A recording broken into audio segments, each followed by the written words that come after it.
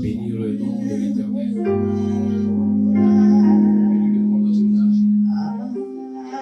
Bénis le nom du Tout-Puissant ce matin. Élève la voix, exalte le bénis son nom ce matin. Magnifie son nom ce matin. Parle à Adonai en ce matin. Dis-lui, voici ma vie. Voici ma vie qui t'appartient. Seigneur, je ne veux que ta volonté. Parle-lui en ce matin.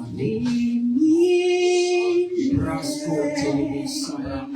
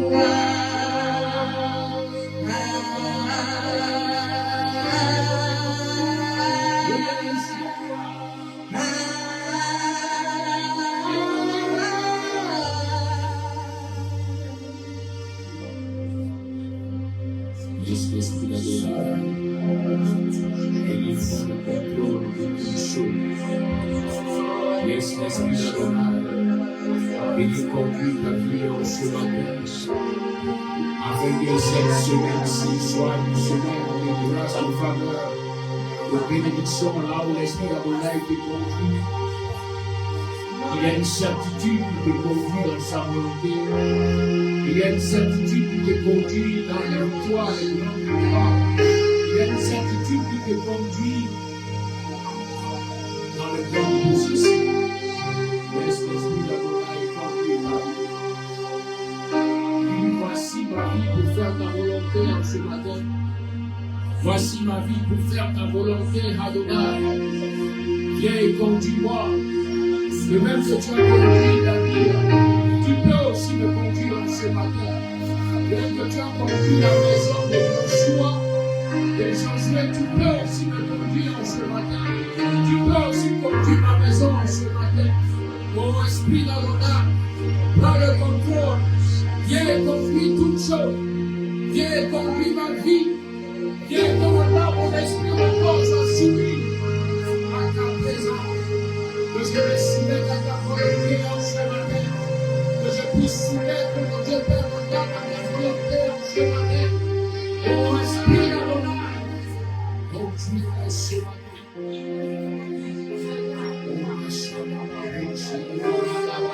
Oh, Et nous savons.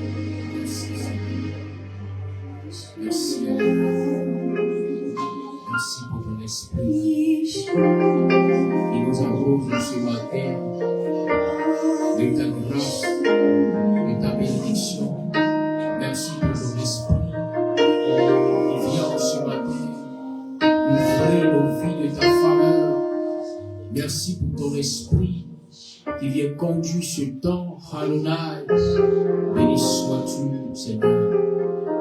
Là où ta voix Hakodesh est venue pour nous faire du bien, que cela continue. Maintiens-nous dans ta présence et accorde-nous ta grâce. Maintiens dans ta présence et accorde ta faveur. Maintiens dans ta présence et que ta volonté continue de se manifester. De se manifester au nom puissant de Yeshua. Oh, merci Seigneur. Merci Adonai. Merci Seigneur. Merci Seigneur. Merci Seigneur. Oh,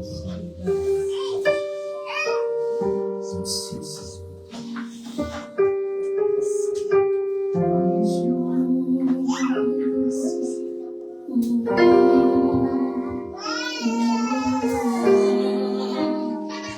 Seigneur.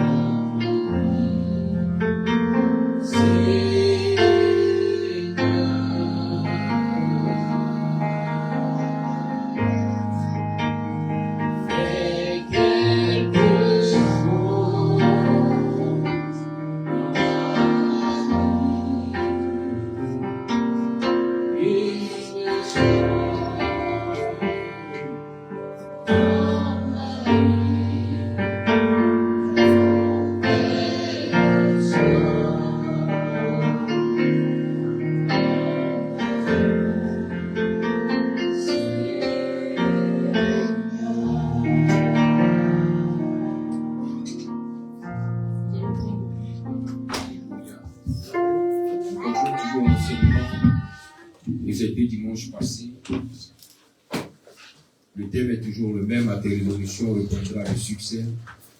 Aujourd'hui, nous sommes à la troisième partie, car durant tous ces dimanches, nous avons parlé étape par étape pour comprendre. Là où, en 1 Chroniques, chapitre 4, versets 9 à 10, Yabetz a pu invoquer le Dieu d'Israël pour lui demander un changement, pour lui demander une restauration, pour lui demander quelque chose qui va l'amener à voir sa vie être transformée. Amen. Amen. Nous allons toujours continuer la lecture. 1 Chroniques chapitre 4 à partir du verset 9 au verset 10. Une lecture rapide, on y va. 1 Chroniques chapitre 4 à partir du verset 9 à 10. Lis la parole du Seigneur. Jaïbeth était le plus considéré que ses frères. Sa mère lui donna le nom de Jaïbeth en disant: c'est parce que je l'ai enfanté avec douleur. Jaïbeth invoqua le Dieu d'Israël en disant: si tu me bénis et que tu étendes mes limites, si ta main est avec moi, et si tu me préserves du malheur, en sorte que je ne sois pas dans la souffrance. Et Dieu accorda ce qu'il avait demandé. Amen. Amen. Merci beaucoup. La télévision répondra du succès.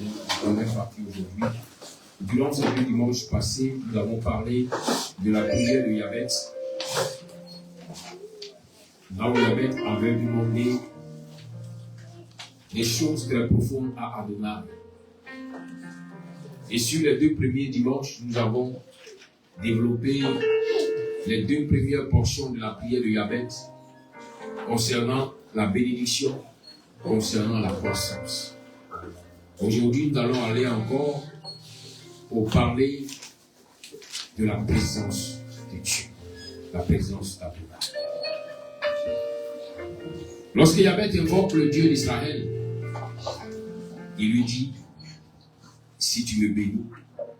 Il lui dit: si tu étends mes limites. Et il lui dit aussi: si tu es avec moi.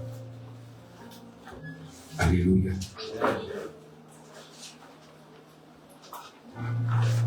Il dit que ta main soit avec moi.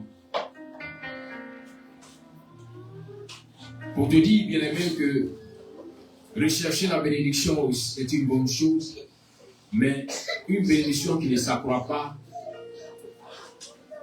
plus tard, ne pourra pas continuer de produire le bonheur et la joie dans ta vie. Là où la croissance divine vient pour développer la bénédiction que l'Éternel a accordée à ta vie, à ta maison, cela aussi ne suffit pas pour conclure la marche. Il faut que tu sois dans la présence d'Adonai. Car dans sa présence, chaque fois il vient renouveler sa grâce sur ta vie. Voilà pourquoi depuis la Genèse, Dieu a fait l'homme. Dieu a créé toutes choses. Dieu a mis l'homme dans le jardin. Dieu a permis que l'homme puisse faire un choix. Prendre une femme. Prendre celle qu'il aime. Celle dont il a dit, elle est la chair de ma chair, l'os de mes os. Et je la veux pour femme. Mais cela n'a pas changé le principe divin qui était que chaque soir ou chaque jour, l'esprit d'Adonai venait, la présence de Dieu venait pour rencontrer Adam dans le jardin. C'est pourquoi en tant qu'enfant de Dieu, tu dois faire tout l'effort que tu, selon tes moyens, selon tes possibilités, dispose le temps qu'il faut pour être dans la présence d'Adonai. Chaque jour, fais l'effort pour être dans la présence d'Adonai. Un enfant de Dieu qui s'éloigne de la prière manque de grandes choses pour sa vie. Car la prière devient comme l'eau qu'on prend pour arroser la plante, pour permettre à cette plante de toujours tenir quand viendront les rayons du soleil. Car la plante pourra prier gelée, elle ne pourra jamais empêcher les rayons du soleil de descendre. C'est pourquoi pour pas que la plante puisse subir et souffrir, il faudrait que cette plante reçoive de l'eau. Que cette eau qui arrose la plante, qui la rafraîchit, vienne aussi la préserver, la protéger contre les rayons du soleil. C'est pourquoi tous ceux-là qui ont ces prières pour dire Seigneur, éloigne de moi les épreuves, éloigne de moi les tentations, éloigne de moi ceci, n'ont pas compris le principe divin. Il y a des choses qui sont déjà établies, qui ont été établies avant toi. Le principe de la semence a été mis en marche avant même que l'homme ne soit créé. Alors, que tu le veuilles ou pas, tu es venu trouver le soleil continuera toujours de briller. À toi de trouver les moyens qu'il faut pour ne pas que le soleil qui brille te fasse du mal, mais que ce soleil puisse te faire du bien. J'ai l'habitude de dire que souvent, même quand tu es dans la même ville, deux personnes dans une ville ont deux manières d'interpréter les conditions climatiques de la vie. Une personne qui est dans une condition aisée, dans une condition où elle est à l'aise, quand on va l'appeler à 14 heures, vous dites mais comment ça va? Est-ce que ça va à Abidjan? Il dit oui, il fait beau temps, le temps est bien. Par contre, l'autre personne qui a une condition de souffrance, même quand on l'appellera à midi, il va dire ah, il fait chaud, c'est difficile à Abidjan. Est-ce que vous comprenez? Donc tout dépend de là où tu t'es mis, de là où tu as accepté d'être, afin que la grâce et la faveur d'Adonai continuent de se manifester pour toi. Et Yahweh a dit, si ta main est avec moi, si tu es avec moi, si tu es avec moi, dis à ton voisin, si Adonai est avec moi. Il dit, si tu es avec moi, si ta main est avec moi. Bien-aimé, la présence de Dieu, celle qu'aujourd'hui nous appelons Emmanuel, Dieu avec nous, est une présence qui vient pour faire du bien, est une présence qui vient pour compléter déjà ce qui est. Comme une personne qui a eu pour habitude de travailler, de faire 10 hectares, et aujourd'hui on lui dit, pour te faciliter la tâche, on va te remettre un tracteur, on va te remettre des instruments pour travailler. Avec cette même compétence, tu peux multiplier ces 10 hectares par 2. Pourquoi? Parce que maintenant, tu as ce qu'il faut pour avancer. Et c'est la même chose sur le plan spirituel. Tous sont chrétiens, tous sont enfants de Dieu, mais peu seulement ont la capacité de pouvoir être là où la parole de Dieu déclare que le juste pourra dormir et se réveiller rassasié. Il te faut connaître ces principes, il te faut connaître ces secrets de la parole pour pouvoir t'amener à expérimenter véritablement la parole de Dieu. Là où il dit, Seigneur, si ta main est avec moi. Là où il dit, Seigneur, si tu es avec moi. Bien-aimé, Diabète, accompli que tes propres capacités peuvent t'amener à faire un pas. Et le deuxième pas, sans Adonai, ce sera difficile. Parce que là où tu as fait un pas, les hommes ont vu que tu as fait un pas. Tout le monde a commencé à tourner les regards vers toi. C'est qui sous-entend que même tes ennemis ont commencé à remarquer que tu as commencé à faire un pas. Alors ils se lèveront. Les forces ténébreuses se lèveront. Les forces opposées à toi vont chercher à t'élever pour t'empêcher de continuer de marcher. Ils feront tout pour t'amener à trébucher. Ils chercheront à te faire tomber. Mais si Adonai est avec toi, dans Exode 91 dit, tu donnes ordre à tes anges de me porter sur les mains, de peur que mon pied ne heurte contre une pierre. La pierre que tes ennemis ont mis au devant de toi, la pierre que la sorcellerie a déployée contre toi, si seulement Adonai est avec toi, s'il donne l'ordre à ses anges de venir être à tes côtés, te soutenir, tu verras que cette pierre ne sera pas déplacée. Elle sera toujours là, mais toi, tu ne pourras plus la heurter. Parce que désormais, tu seras en haut, tu ne seras plus en bas. Alléluia. La présence de Dieu va t'amener à connaître certaines choses. Tu vas entrer dans certaines promesses que le Seigneur a dit te concernant. Où tu pensais que Dieu avait oublié cela. Mais il voulait seulement que tu arrives à ce stade où tu dis, Seigneur, sois avec moi. C'est là que l'Éternel va commencer à te manifester cette facette de lui. Et pour continuer, bien-aimé, lorsqu'on parle d'Emmanuel, le prophète Isaïe l'avait déjà annoncé avant qu'Emmanuel ne soit. Et en Matthieu 1, verset 23, l'ange Gabriel vient et il parle, il annonce dans la prophétie, il dit que la vieille sera enceinte, elle enfantera un fils, on lui donnera le nom d'Emmanuel, qui signifie Dieu avec nous. Bien-aimé, Dieu a été au départ, Dieu sera jusqu'à la fin, parce qu'il est honnête, parce qu'il est la vérité, parce qu'il est alpha, il est oméga. Alors, tu ne peux pas continuer ta marche pour dire, Seigneur, j'ai vu que tu m'as donné un mariage. Seigneur, j'ai vu que tu m'as donné d'avoir un travail. Seigneur, là où j'étais pauvre, tu m'as enlevé de la disette, me mettre à la table des grands. Seigneur, tu as permis que je puisse, malgré que peut-être que je n'ai pas de diplôme selon les hommes, de doctorat ou quoi, mais Seigneur, tu m'as mis dans une position où je suis comme le doctorant, car je vis comme le doctorant, car je jouis des avantages que je jouis ce même que le doctorat. Mais cela n'est pas suffisant. Il faut que maintenant le Seigneur puisse être avec toi pour te montrer la bracha sur la terre, la bénédiction qui vient de lui. La bénédiction qu'aucun homme ne peut expliquer. La faveur qui vient de lui, la faveur qu'aucun homme ne peut expliquer. Dans la présence de Dieu, l'enfant de Dieu apprend à négocier avec Dieu, apprend à parler avec Dieu, apprend à lui demander ce que son cœur désire, apprend à lui dire aussi ce qu'il voudrait voir manifester et dans sa vie, et dans sa maison, et dans sa famille. Oui. Seule la présence de Dieu te donne d'avoir l'assurance. Car quand tu sors de la présence, tu sors de là où tu as reçu quelque chose du Seigneur, alors tu as l'assurance. Regardons un peu l'histoire d'Abraham. Il a obéi. Il a tout fait pour suivre le Seigneur. Mais il est arrivé un temps dans sa marche où son neveu, Lot, a décidé de partir. Abraham n'a pas pu forcer car, voyant ce qui se tramait, ce qui se passait entre les serviteurs de Lot et lui, ses serviteurs, il a préféré que la paix soit. Et recherchant la paix, il a dit à Lot, fais un choix et pars.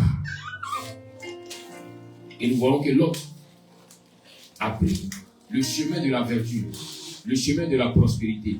Lot est parti. Mais là où Lot est parti, à Sodome et à Gomorrhe, Lot n'a pas pu rester dans cette vie de consécration parce qu'il allait se mettre parmi des gens qui avaient une vie de pureté. Nous avons souvent l'habitude de dire en Afrique qu'on ne peut pas rester dans les maniants pour enlever les maniants du monde du doigt. Bien aimé, c'est une vérité. L'autre a essayé de rester parce qu'il s'est dit, mais il y a de la prospérité là-bas. Même s'ils sont dans le péché, il y a de l'argent là-bas. Mais est-ce que cet argent que l'autre tu recherches, es-tu sûr que cet argent pourra t'accorder le bonheur que tu recherches? L'argent dans le péché est différent de l'argent dans la pureté. L'argent dans le mensonge est différent de l'argent dans la vérité. Les deux n'ont pas le même effet.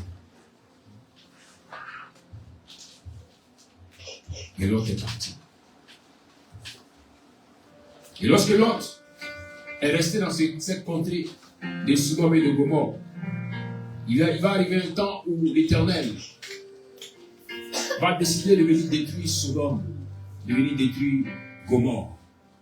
Ces deux grandes villes qui avaient l'impureté, l'abomination, la malédiction sur elles. Car ce qui était fait dans ces villes n'honorait pas le Seigneur. Mais la Bible nous dit que l'Éternel, en Genèse 18, à partir du verset 22 au verset 33, l'Éternel va envoyer ses représentants, pour ne pas dire que l'Éternel lui-même viendra, car il est fait mention que parmi les trois entités qui étaient venues rencontrer Abraham, il y avait l'ange de l'Éternel qui était présent. Et lorsque l'ange de l'Éternel est venu annoncer à Abraham que la décision a été prise, il y a eu un arrêté, il y a eu un décret pour dire que Sodome et Gomorrhe seront détruits. Quel que soit le bruit, Sodome et Gomorrhe seront détruits. Ce n'est pas la peine de dire tu vas prier pour annuler ce décret. Car l'ange éternel est descendu. Ce jour-là, ce ne sont pas les anges seulement qui sont venus, mais l'ange éternel était là. Et dans la présence d'Adonai, il fait mention que quand l'information a été donnée à Abraham, les deux anges sont partis à Sodome et à Gomorrhe, mais l'ange éternel est resté pour parler avec Abraham dans la présence d'Adonai. Est-ce que vous comprenez? Les deux sont allés détruire Sodome et Gomorrhe, mais l'ange d'Adonai était là.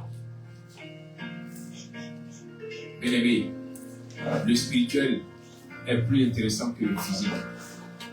Car là-bas, il n'y a pas de problème d'internet. Les deux anges sont allés pour détruire Sodome et Gomorrhe. L'ange éternel qui parlait avec Abraham leur donnait l'information. Est-ce que vous me comprenez un peu? Ils ne sont pas restés là pour prendre toute l'information avant de partir. Non. Les deux sont allés, on dit, allez-y détruire Sodome et Gomorrhe. Abraham reste dans la présence avec l'ange de l'Éternel. Et Abraham commence à négocier avec l'ange de l'Éternel. Bien aimé, c'est dans la présence de Dieu que tu peux négocier pour la vie d'un frère, pour la vie d'une sœur. C'est la présence de Dieu que tu peux négocier pour la vie d'un parent, même qui s'est détourné du Seigneur. Pour dire, Seigneur, fais tout pour ramener cette personne. Fais tout pour lui épargner ceci. Fais tout pour épargner cela dans la présence de Dieu. Mais vous savez, il y a une chose que beaucoup ignorent. Si tu as quelqu'un auprès de toi qui arrive à faire descendre la présence de Dieu, qui arrive à se disposer pour être dans la présence de Dieu, cette personne est pour toi une bénédiction, mais elle peut être aussi pour toi une malédiction. Tout dépendra de comment est-ce que tu te comportes vis-à-vis de cette personne. Cette personne qui a eu accès au royaume. Bien aimé, le ciel ne s'ouvre pas sur la vie de tout le monde, non. Si on vous le dit, c'est un mensonge. Le ciel s'ouvre sur la vie de ceux sur qui Dieu a pris la grâce. Il a pris sa responsabilité. Désormais, je me connecte à cette personne. Ce n'est pas parce que tu jeûnes beaucoup, tu pries beaucoup, non. Mais parce que Dieu a décidé. Sinon, Jacob, depuis la maison de son père, depuis où il était sous la tente, où il était enseigné par Abraham, où il était enseigné dans les secrets de la Torah, Jacob allait voir le Seigneur ouvrir le ciel sur sa tête. Mais jamais il n'a vu cela. Mais lorsqu'il partait, lorsqu'il était en détresse, lorsqu'il était perturbé, parce que là où il part, il se rencontre lui par de son oncle là-bas, l'oncle de sa mère. Mais sa mère lui a expliqué un peu avant qu'elle ne vienne, comment même que son oncle a essayé de marmailler le serviteur d'Abraham. Donc Jacob savait que là où il partait, il va faire un général. C'est pas un colonel. Toi, Jacob, tu étais un petit sergent-chef de la marmaille. Mais où tu pars, c'est un général que tu vas rencontrer. Jacob ne savait pas comment il allait faire. Il dit, mais quand je vais arriver, mais est-ce que, bien aimé, c'est là que Adonai, sur le chemin, va permettre à ce que le ciel s'ouvre sur la tête de Jacob, sur la vie de Jacob. Il va parler à Jacob pour lui dire, je suis avec toi. Je suis avec toi. Et quand il a dit à Jacob, je suis avec toi, Jacob est allé. Ça n'a pas annulé les marmailles de Laban. Non. Au contraire, même ça a augmenté les dimensions des marmailles. Mais Laban a fait tout. Parce que Jacob était avec Adonai. Parce qu'Adonai a décidé de prendre Jacob pour être celui-là même sur qui va manifester sa grâce. Alors, toutes les marmailles que Laban mettait en place trouvaient une solution avec Jacob. Trouvaient une solution avec Jacob. C'est pourquoi ne t'inquiète pas. Plus l'adversité monte, c'est que la grâce de Dieu sur ta vie grandit fortement. Plus les difficultés se présentent, c'est que la main d'Adonai veut opérer un miracle. Ne doute pas. Tu peux pleurer, c'est ton libre choix, c'est ton libre arbitre, c'est normal. Mais ne doute jamais de la parole d'Adonai. Le vent peut souffler, la réalité peut te présenter autre chose. Bien aimé, ça c'est la norme. Mais ne doute jamais de la vérité qui sort d'Adonai. Abraham était avec l'ange éternel. Quand les deux anges sont entrés à Sodome et Gomorrhe, quand les deux anges ont commencé à détruire, sont allés pour détruire la ville, Abraham était en négociation. Abraham a parlé. Il était en train de, pendant qu'il parlait, bien aimé, il était en train de penser. Voici le secret de la prière. Voilà pourquoi plusieurs se demandent, mais attends, prophète, quand on vous appelle, vous demandez de prier pour nous, pour un cas, rare sont les gens demander, mais quel est le nom de la personne, pour quelle situation? Non, je n'ai pas besoin. Regardez bien, Abraham n'a pas dit à l'ange éternel, il y a Lot. Il n'a pas eu le nom des enfants de Lot. Il n'a pas eu le nom de la femme de Lot, ni des serviteurs de Lot. Mais il dit, et s'il y a une juste, s'il y a 10 justes, et s'il y a, vous voyez, mais le principe c'est que pendant qu'Abraham parlait, qu'est-ce qu'Abraham voyait dans sa pensée? Qu'est-ce qu'Abraham voyait dans son esprit? Voilà pourquoi dans la prière de Matthieu, lorsque le Seigneur Jésus enseigne, il dit, quand vous voulez demander quelque chose au Seigneur, croyez que vous avez la chose. Dans la version plus approfondie, il dit, voyez dans votre esprit la chose et demandez-la au Seigneur, elle vous sera accordée. Pendant qu'Abraham était en train de parler, il voyait son neveu Lot. Il voyait la maison de Lot. Il voyait les serviteurs de Lot. Quand Abraham disait, Seigneur, et s'il y avait 50 justes, Abraham se disait, Lot et son staff valaient au moins 50 personnes. Mais on ne sait jamais. Peut-être qu'il y a 10 qui ont dévié. Parce qu'ils ont tellement côtoyé les gens de Sodome et Gomorrhe que même sont devenus Sodome et Gomorrhe. Seigneur, et s'il y a 40 personnes? Seigneur, jusqu'à ce qu'Abraham arrive au stade de, et s'il y a 10 personnes? Vous savez que là, c'est Lot et sa maison. Il dit même si les autres ont changé de voie, même si les autres ont échoué, mais j'ai foi, j'ai confiance que mon neveu ne pourra jamais se détourner d'Adonai. Le Seigneur a dit, s'il y a 10 personnes, les 10 seront sauvés. Et quand Abraham finit de parler, l'ange éternel s'en va. L'ange éternel ne va pas à Sodome et à Gomorrhe. L'ange éternel retourne. Mais les deux anges qui sont arrivés à Sodome et Gomorrhe se dirigent vers là-bas. Et vers l'autre. Mais regardez, chose bizarre. Malgré l'intercession, malgré la négociation d'Abraham, quand les deux anges viennent, les deux anges ne disent pas à Lot, nous sommes venus pour demeurer chez toi. La Bible fait mention que les deux anges sont passés devant Lot. Ils sont passés devant Lot. Souvent, il y a des bénédictions qui passent devant toi.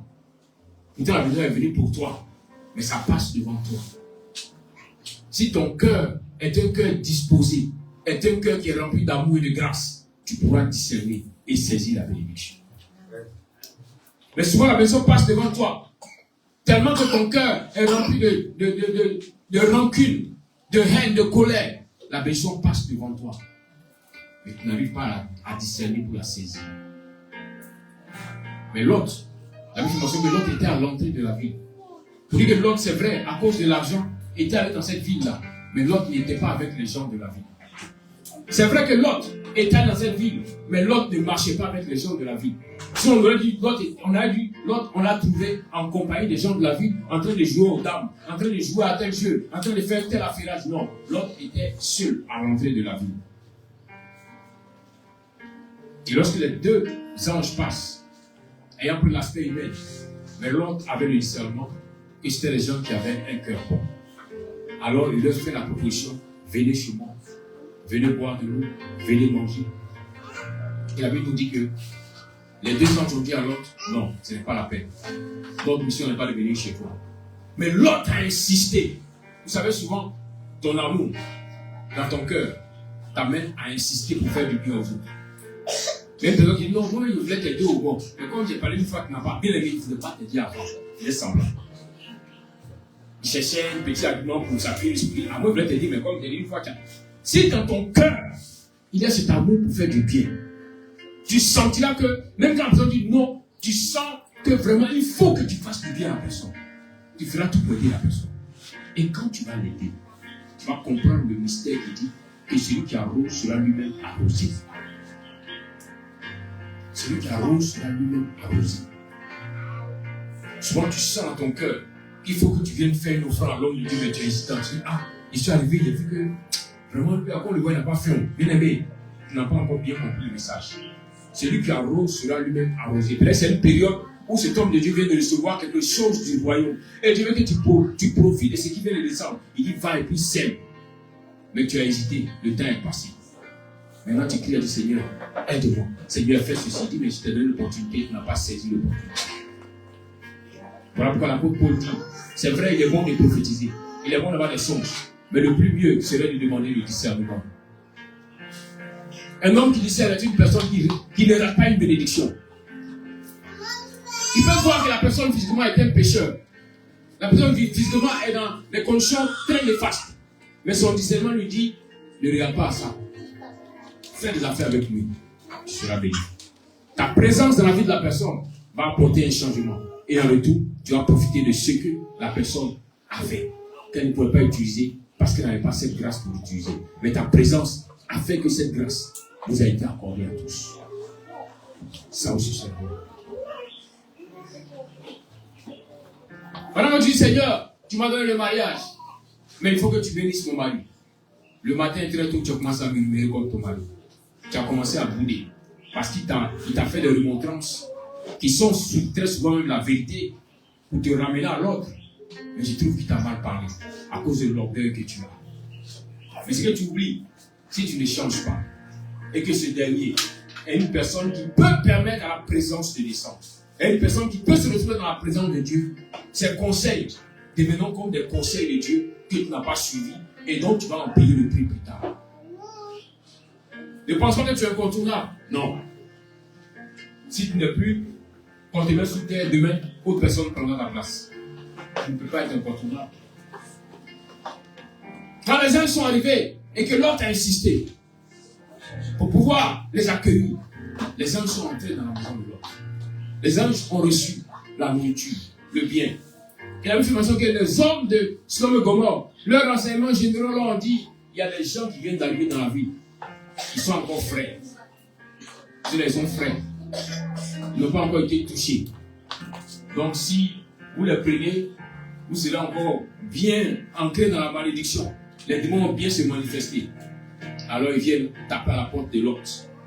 Pour dire, on a appris que tu as reçu les étrangers.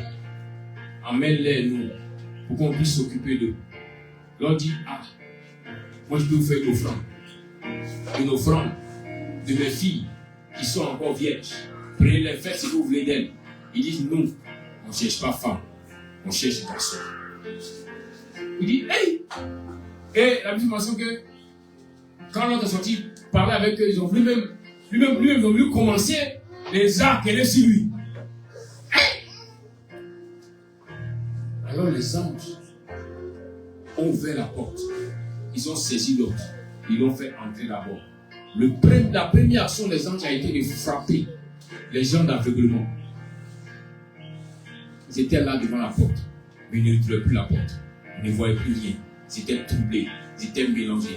Bien aimé, très souvent, les périodes de Pâques, avant qu'elle arrive, les ténèbres se déchaînent. On veut prendre, on veut prendre, on veut prendre. Mais je suis là aujourd'hui pour te dire que je prie et je proclame que tous ceux qui essaieront de prendre des membres de ta famille, de prendre des membres de ta maison, recevront l'aveuglement spirituel au nom puissant de Jésus. Ils ont été frappés.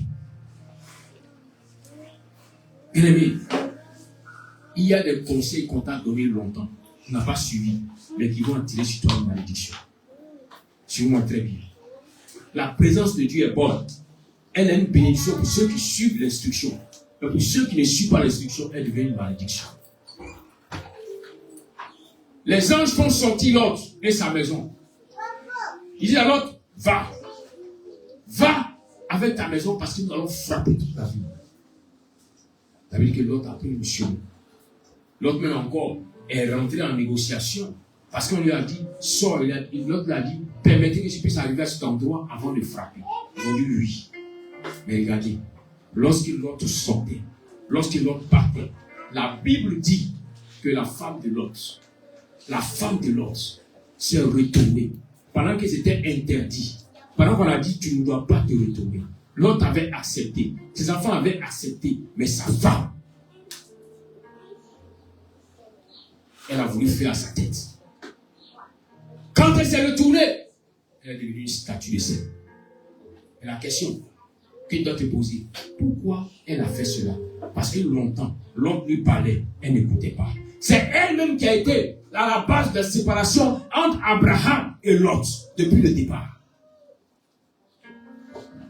Une femme acide, elle est là et puis elle ronge un peu, comme s'il n'y a rien. Elle se dit, Abraham, oui papa Abraham. Abraham dit, j'ai le discernement, mais je te laisse devant. Et toi est devant. Mais ce jour-là, les anges n'ont pas dit non, comme c'est le neveu d'Abraham. Non, non. Longtemps, ce que tu as fait, on te parle, tu n'écoutes pas. On t'interpelle, tu es toujours en train de faire bloquer. Et la femme de Lot est devenue une statue de sel. Pour te dire que ce ne sont pas les démons qui l'ont tué, mais c'est Adonai lui-même qui a fait d'elle une statue de sel. Bien aimé, il y a des mystères qui nous reconnaissent. Ton départ va apporter le bonheur à ceux qui vont aller. On n'a pas dit une statue de sable, on dit une statue de sel. Certainement là où l'autre partait avec ses enfants, le sel avait manqué. Mais le départ de sa femme a permis d'avoir un peu de sel pour continuer le chemin. La grande question est que l'ange de l'Éternel a dit, ne retournez pas pour regarder. Elle a retourné, elle est devenue une statue de sel. Question, comment Lot et ses enfants ont fait pour savoir qu'elle est devenue une statue de sel? Méditez. Oui, méditez. On sait que quand on prend un cortège, le chef est toujours devant pour protéger, pour garder, afin que s'il y a l'ennemi, il peut défendre. Donc l'autre était devant.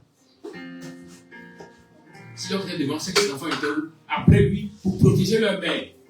Mais la question, quand elle est devenue une statue de sel, comment ont-ils fait pour savoir qu'elle est devenue une statue de sel?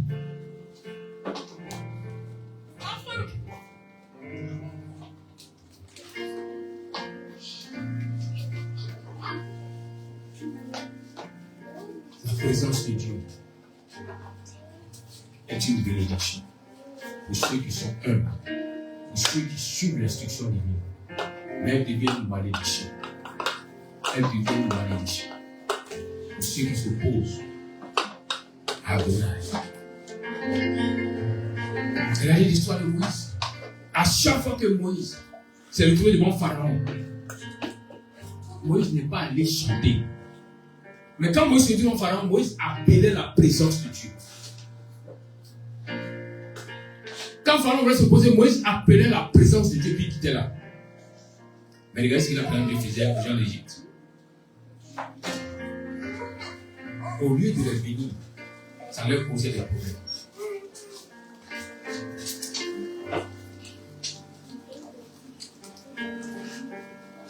Je vous ai déjà dit que la présence de Dieu est le symbole de l'air. Dans les 4 éléments, l'air.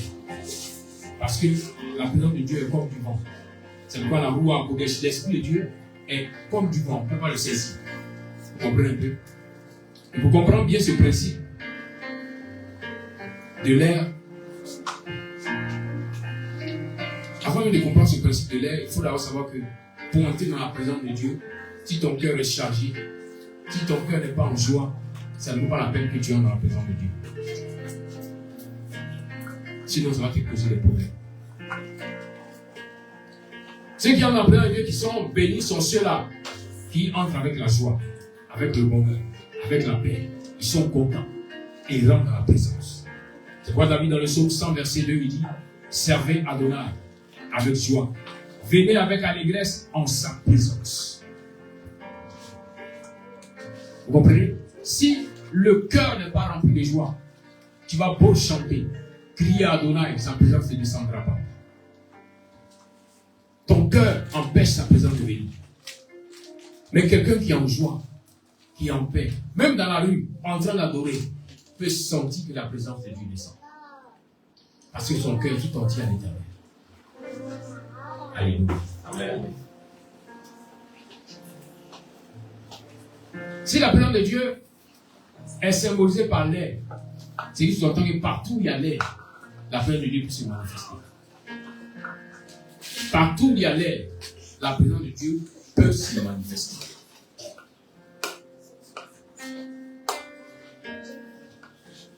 Et pour comprendre cela, vous allez voir que Paul a enseigné cela aux gens d'Éphèse. Pour leur donner de comprendre que la présence d'Adonai est dans l'air. Se manifeste, est symbolisé par l'air. En Éphésiens 2, verset 1 à 2, il dit: vous étiez morts par vos offenses et par vos péchés, dans lesquels vous marchiez autrefois, selon le train de ce monde, selon le prince de la puissance de l'air, de l'esprit qui agit maintenant dans les fils de la rébellion. Ici, il parle de Satan, mais il dit qu'il est le prince de la puissance de l'air. Pourtant, la Bible fait mention que le Seigneur est le roi des rois. Donc, s'il prend l'image ici du diable, qui est le prince de la puissance de l'air, n'oubliez pas de comprendre que s'il y a un prince, c'est qu'il y a un roi. Est-ce que vous comprenez? S'il y a un prince, c'est qu'il y a un roi. Il n'y a jamais eu de prince sans roi. Parce qu'il a été déchu. Mais il a toujours un pouvoir. Mais son pouvoir est limité devant le Seigneur. Alors, l'air que tu respires, dans cette atmosphère peut contenir une présence qui peut être celle d'Adonai comme celle du diable. Parce que les esprits sont comme du vent. Rappelle-toi, toi qui refuses de marcher conformément à la parole de Dieu, toi qui refuses de libérer ton cœur et de marcher dans l'amour et dans la vérité, tu peux voir que tu es en train de crier et d'adorer, et puis au lieu que ce soit la présence de l'esprit d'Adonai, mais c'est la présence d'un démon qui vient. Vous comprenez? C'est ça. C'est comme un féticheur qui fait des incantations. L'esprit vient comme du vent, mais c'est un démon. Et pourquoi le féticheur arrive à se connecter aux ténèbres? Parce que dans son cœur, il y a la méchanceté, dans son cœur, il y a la haine, dans son cœur, il y a tout ce qui est fruit des ténèbres. Et facilement cela vient. Mais regarde-toi aujourd'hui, dans ton cœur, qu'est-ce qu'il y a? Est-ce qu'il y a le fruit de l'esprit de Dieu? Est-ce que tu ne passes pas ton temps à critiquer, à bouder, à dire des méchancetés sur les gens, des choses qui ne sont même pas vraies? Et puis tu veux crier, tu veux chanter, tu dis Seigneur, viens te manifester. Même si dans ta chanson, il est dit, oh le Dieu d'Israël, viens. Mais tu vas voir que lui qui viendra, il ne sera pas celui-là. C'est un vieux démon qui était depuis des générations dans ta famille qui va venir se présenter à toi. Qui viendra te donner des semblants de prophétie. Se moquer de toi, te donner des semblants de prophétie. Il y a beaucoup de personnes comme ça qui disent qu'elles prophétisent, mais pas un esprit combien. Et quand on a fouillé dans la descendance de la personne, on s'est rendu compte que sa descendance était une descendance dans laquelle chaque génération il y avait un féticheur ou une féticheuse. Et dans lui, sa génération, c'est lui que les démons ont choisi. Mais il a voulu venir à l'église, mais le même esprit est encore là. Pourquoi? Parce que son cœur n'a pas été affranchi. Les fruits de l'esprit des ténèbres sont dans son cœur. Donc, quand il veut se connecter à un royaume, il se connecte facilement aux ténèbres. Ne regardez pas ce qu'il est en train de parler en langue, pose la question, quelle est la langue qui parle? Est-ce la langue des démons ou la langue des anges? Parce que les démons sont les langues, si vous ne savez pas. Les féticheurs parlent en langue.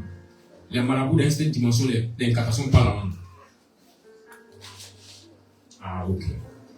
Donc, ne te fie pas qui parle la langue. Demande-toi quelle est la langue qui parle. C'est une langue qui vient du royaume ou bien c'est une langue qui vient de l'autre côté. C'est pourquoi Jésus a dit, ne regardez pas aux langues, ne regardez pas aux miracles, mais il dit, vous les reconnaîtrez à leurs fruits. Observe la personne. Quel est le fruit qu'elle produit, qu'elle présente? À partir de ce fruit-là, tu sauras quel esprit est avec lui. Car l'esprit d'Adonai produit l'amour. Et dans l'amour, il y a plusieurs dérivés qui sont marqués en Galates 5, verset 22. Quand tu regardes dans ta Bible, si ces dérivés-là, ces différents aspects de l'amour ne sont pas dans la vie de cette personne qui dit prophétiser, qui dit marcher dans la vérité, bien aimé, c'est un loup revêtu en peau d'agneau. Cette personne n'a jamais été un agneau. La présence de Dieu révèle les ténèbres. Souvent, quand tu commences à te connecter à la présence de Dieu et que tu es auprès d'une personne dont la vie est encore ténébreuse, tu vas te rendre compte que plus tu veux monter, plus la personne encore montre la méchanceté, montre un côté pour chercher à te décourager ou à te déconcentrer dans ta montée. Fais attention, c'est que la personne n'est pas connectée au même royaume que toi. Parce que c'est elle que les ténèbres vont utiliser pour chercher à te ramener toujours en bas. Donc ta mission, c'est d'être toujours en haut, de monter dans la présence. Et tu veux monter, la personne va te ramener en bas. Bien aimé, dis à Adonai que ta volonté soit faite. Viens et délivre-moi. Viens et délivre-moi. Être chrétien n'est pas une assurance que les démons ne pourront pas être avec toi. Il y a une histoire de la vie d'un pasteur dont la femme était une sorcière. À chaque fois qu'il priait, le ministère n'avance pas, les choses n'avancent pas. Et un jour, quand il était en train de l'appeler, au moment du jour, il priait, il jeûnait. Pendant la nuit, il a entendu un bruit sur le toit. Bon! Donc il sort. Il sort, il voit dans le jardin, c'est sa femme qui est couchée nue. Il dit, wow, Seigneur, je comprends. Et il lui a dit, il soit la dernière fois. Si tu me prends ça encore, tu seras enterré. Il rentre en présence pour dire, Seigneur, mais pourquoi est-ce que tu ne me l'as jamais révélé? Le Seigneur lui a dit, mais tes yeux étaient tellement sur elle. Tu m'as dit que tu l'aimais tellement que même si je t'en parlais, tu n'allais pas en servir. J'ai attendu le temps pour te montrer qui elle est. Et le pasteur dit une seconde fois encore, il priait vers 3h du matin encore. Elle est sortie encore de son corps. Et le même, elle a été frappée, mais cette fois-ci, elle a été calcinée. Quand il sort, il voit parce que le corps calciné. Elle a été enterrée. La présence de Dieu est une braha pour les enfants de Dieu, mais est une malédiction pour ceux qui ne sont pas de Dieu. Parce que dans sa présence, le feu d'Adonai descend. Regardez, Moïse rentre dans le feu. Le feu ne le brûle pas. Pourquoi? Parce que Moïse appartenait à Dieu. Mais le même feu, un pécheur rentré à l'être calciné. Alléluia. Jabez savait cela. Appelle Seigneur, si tu me bénis, si tu étends mes limites, et si ta main est avec moi, je veux être béni dans ta présence. Et chaque fois, tu viens renouveler ta grâce sur ma vie. Que ma bénédiction ne puisse pas t'arriver, pour qu'elle puisse se multiplier, pour qu'elle puisse grandir, pour qu'elle puisse avancer. Il dit, si tu es avec moi, dans cette présence, je serai toujours en train de monter et non pas en train de descendre. Tu es toujours en train de monter pour expérimenter ta volonté à chaque moment, à chaque instant.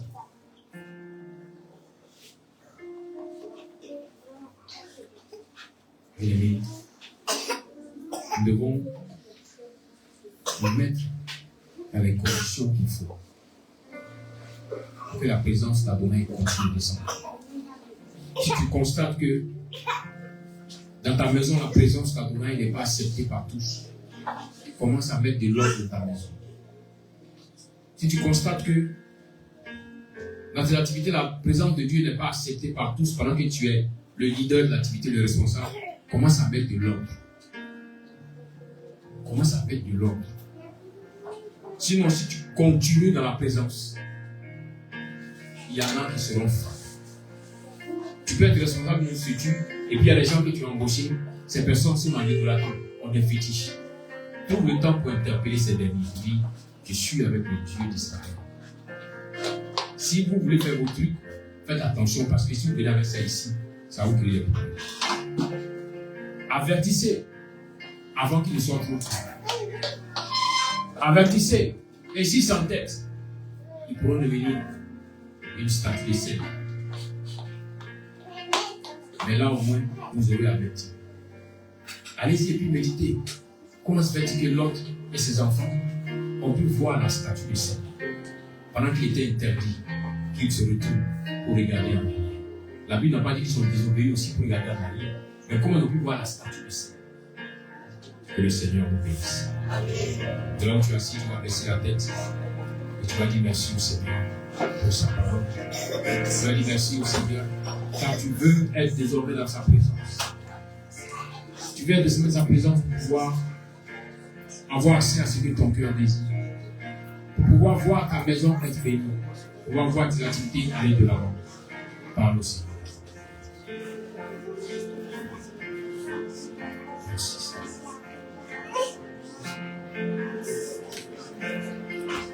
Merci Seigneur.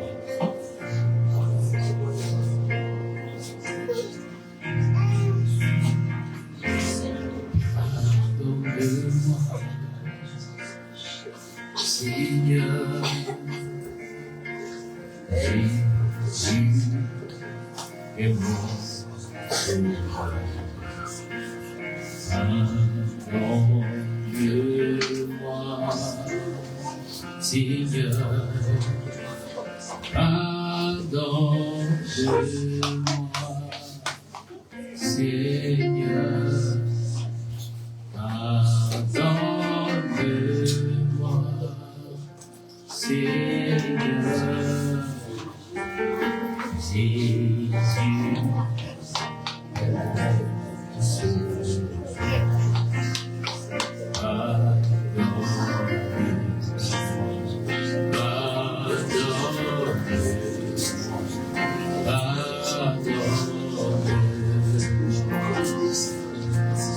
Jésus, j'ai péché.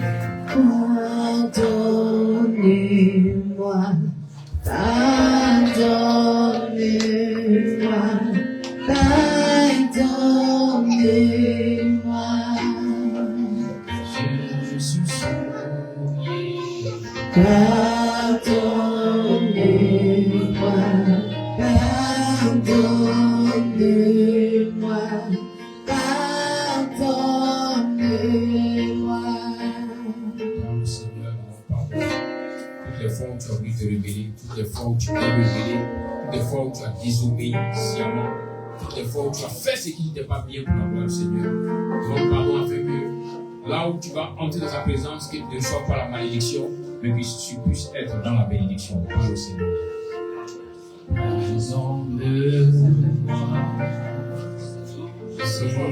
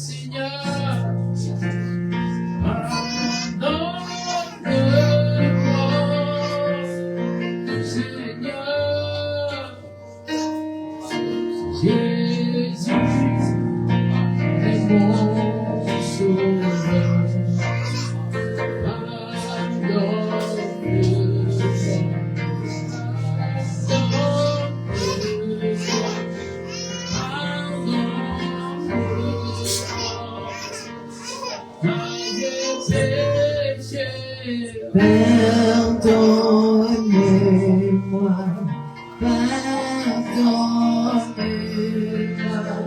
pardonnez-moi. Je suis souillé.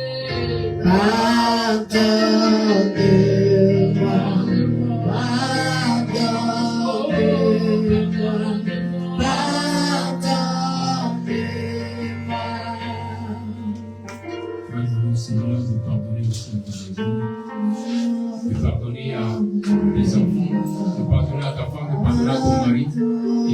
le Seigneur.